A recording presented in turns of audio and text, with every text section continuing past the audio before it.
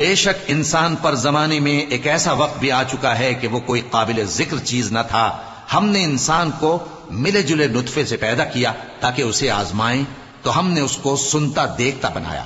یقیناً ہم ہی نے اسے رستہ بھی دکھا دیا. اب خواہ شکر گزار ہو خواہ ناشکرا. بے شک ہم نے کافروں کے لیے زنجیریں اور طوق اور دہکتی آگ تیار کر رکھی ہے. جو نیکوکار ہیں وہ ایسی شراب پیئیں گے جس میں کافور کی آمیزش ہوگی. یہ ایک چشمہ ہے جس میں سے اللہ کے بندے پیئیں گے اور اس میں سے چھوٹی چھوٹی نہریں نکال لیں گے.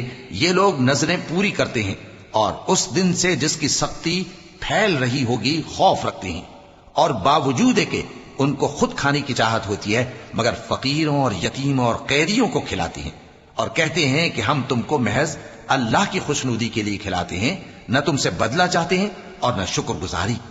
ہم کو اپنے پروردگار سے اس دن کا ڈر لگتا ہے جو چہروں کو بگاڑنے والا اور بڑی